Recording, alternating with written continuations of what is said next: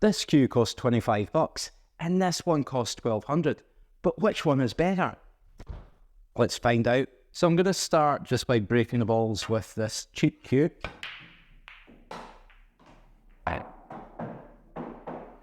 And I'll just play a frame with this just so I can get a sense of it, a feel of it. Now, this isn't just some fun little experiment that I've planned to do. It's actually to answer a question that I get asked quite a lot. So a lot of people ask me for cue recommendations. And so I'm hoping to demonstrate something with this video, but we'll see how it goes. Now, what I tend to say to people is that a cue recommendation is very, very personal. What I would recommend works for me, but it might not work for everyone. But people do, they can ask about how much. Oh, you see that? The cue ball just fell into the spot as I was about to play it. People do ask how much they should spend on the cue. And really, I should be spending my money on a cloth if that's the type of thing that happens. But I mean, buying an expensive cue, hopefully this will show it, is not going to make you a better player. So just for the purposes of this experiment, this cue that I bought at 25 quid just sits on my rack over there, and it's just there in case someone comes around and wants a game and they're not very good, and I don't want to give them my cue and they're going to mess it up. But it's not a cue that I use. It's a strange feeling cue. It's really thick, so I couldn't possibly use this cue. My cue that I play pool with is 7.5 millimeters thick. This is 10, and it's a strange, I feel like there's probably a weight in here because it's very light up top and very heavy down here. I'd imagine that the balance, I mean, look at that. Like, where is that balance point? About there. So it's very strangely balanced. But it's going to be quite a good experiment because the cue that I'm going to play it against feels overall about the same weight and it is the same thickness. So it'll be an interesting experiment. I mean, this feels okay. I mean, where I would struggle with this is playing any type of positional shot. You know, if I'm having to play with a lot of thin, I'm going to struggle with that. It's caught in a ball just like that. I haven't do much with the cue ball. It feels okay.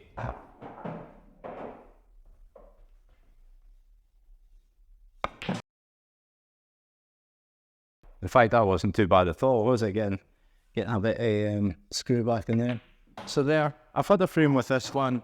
I'll rack them up and I'll have a frame with the defensive cue, and then we'll play them against each other and see which one comes on top. So I'll cut frame here and re-rack the balls.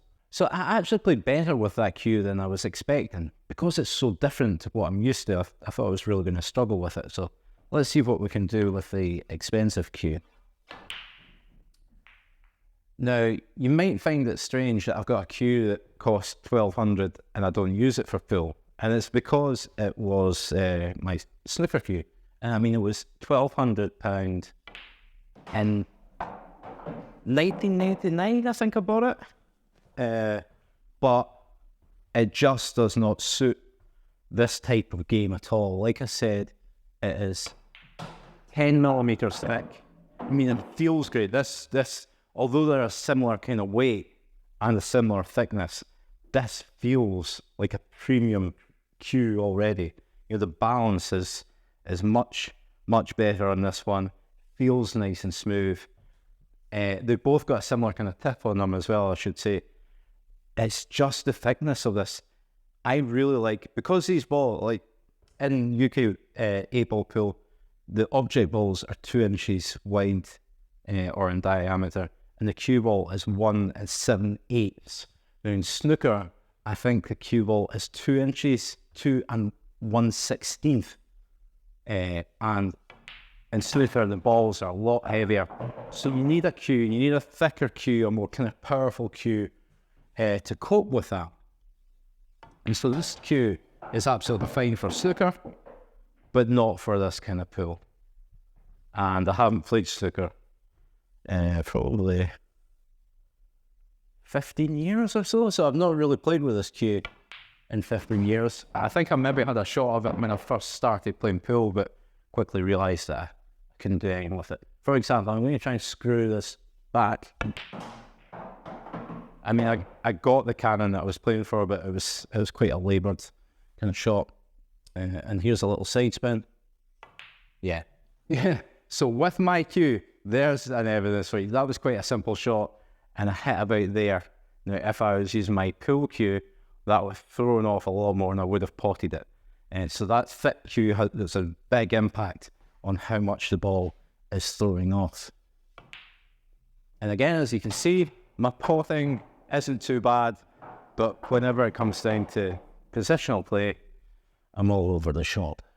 Now this cue is a John Paris cue, and he's probably still considered the best cue maker, certainly in the UK. So with that reputation and with that name, you probably pay more for his cues than you would for other people. Doesn't necessarily make them better, but certainly his brand name makes things more expensive. So that's one of the things that I actually get asked quite a lot. You know, why is there such a difference in the price of cues? So certainly for John Paris, you would pay for the name, but there's a lot goes into the manufacturing process when you've got a proper cue maker. So that thing at $25, that is a factory-made cue. It's an ash shaft, and it looks like it might be a painted butt, possibly. And this is also an ash shaft. So the wood is similar, but where that cue, you've probably got one chunk, you would go and get 100 cues out of it. They don't really care about the quality of them. They'll just run them all through a machine and churn out that within a day. John Paris or other cue makers will look at each shaft and they'll hand pick it, and they'll look for straightness, they'll look for imperfections, and they actually look at the grain to see if it's a grain that they particularly like. So straight away, that part of the process where you're picking a bit out and possibly discarding a lot of wood straight away is going to add to the price.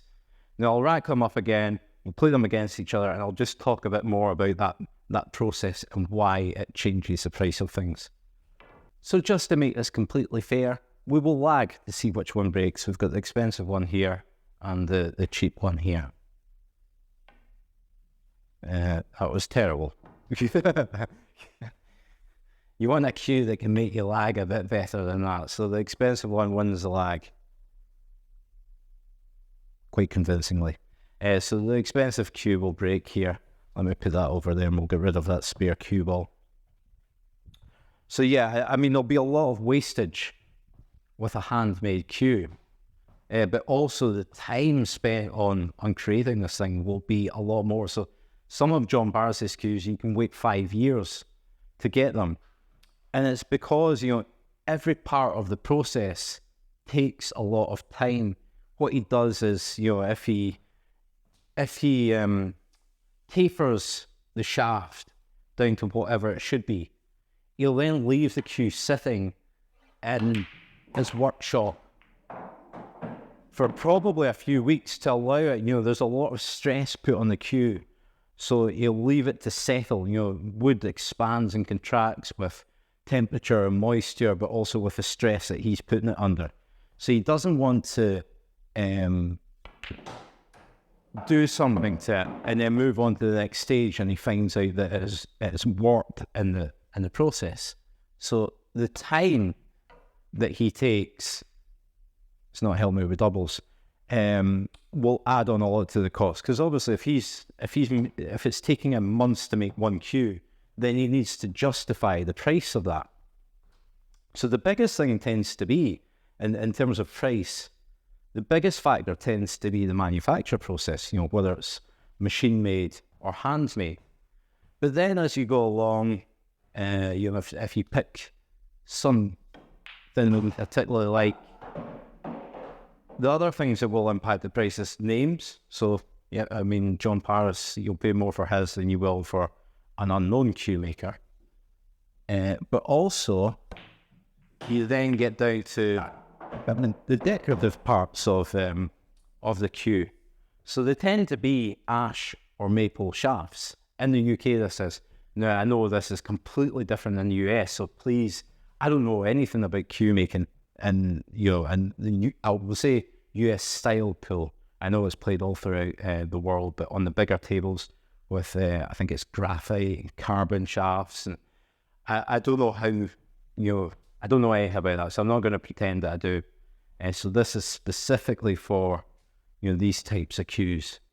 So you'll pay more for kind of exotic woods. So yes, ash or maple for the shaft. That was a nasty little shot. And it tends to be ebony in the butt, because ebony's got a bit of weight to it, so it'll give a bit of weight to the cue. So that tends to be the case for most cues. So it shouldn't really impact the price too much. What then comes into it is your splicing. So this is where you use more exotic woods in the splice. Some cues don't have any splices at all. But if you're using exotic woods and splices and the faceplate there, that will add to the cost as well. This has got one red splice. I actually don't know the wood that's in this one, but my pool cue, it's really, I love that to bits. And it wasn't a massively expensive cue. It was maybe about £300 or so, maybe about 400, because I did get it customized. I got a weight added to it, and I got it tapered down to 7.5 mil. But it uses a zebra wood, which is really, really nice. Hold on, yeah, I'm on red, and I've got 2 shots. But, I mean, in terms of the decoration of this, it's not going to make any difference to your game whatsoever. It's just about what you like to look at. I would say that was quite good. I did get a bit of reverse side on that. This is the problem. Well, I have no idea what I'm going to do with that, because I can't really play position with this thing. Wow. So just before I go into it, this is a cheap cue, and I just want to show you this is the type of thing that can happen. I mean, I played to leave the cue ball about here. Now, I know that I'm not used to this cue, but I'm not that unused to it that I should be doing that. You get inconsistencies with the cue, and that's what happened right there.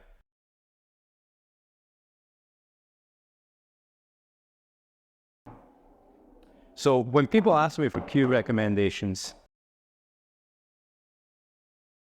what I tend to say is, it's completely individual, it's personal to you.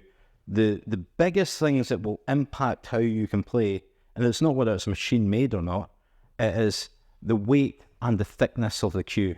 So start by finding if there's a shop near you that you can try out a few different cues, and it won't take you long. Just find something that feels nice.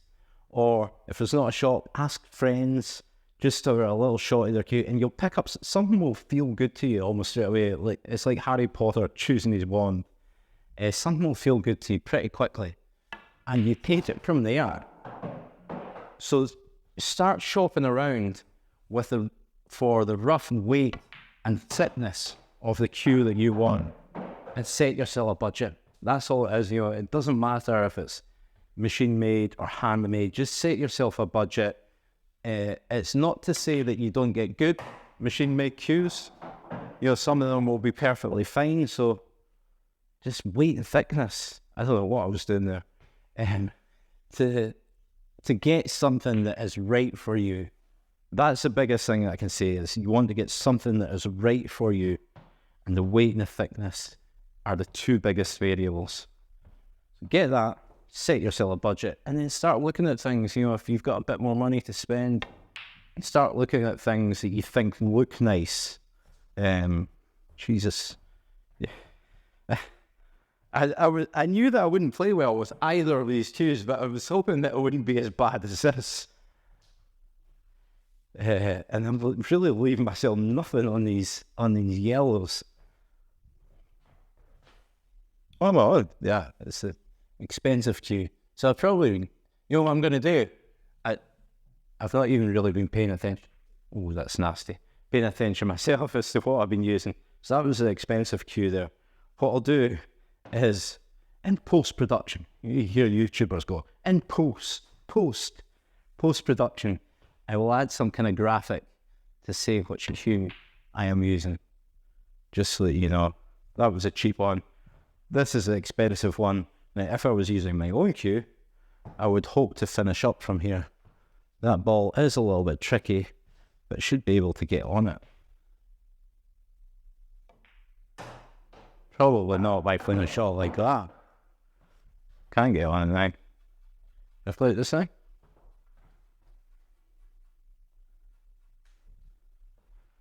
Ah.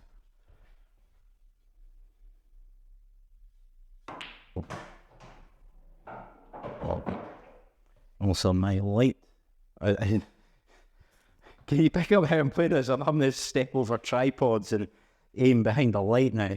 Really didn't think this through. Let's play the double. Nope. God, I wish this frame would finish. You're probably thinking the same thing. Surely to goodness it finishes now. Come on, cheap cue. Almost a disaster with expensive cue there. It's almost on the floor. There we go. I think the cheap cue is going to close out and win. So as I bend down to pot this black and hopefully not miss it, the biggest piece of advice is not how much you spend on the cue. It's got a cue that's right for you.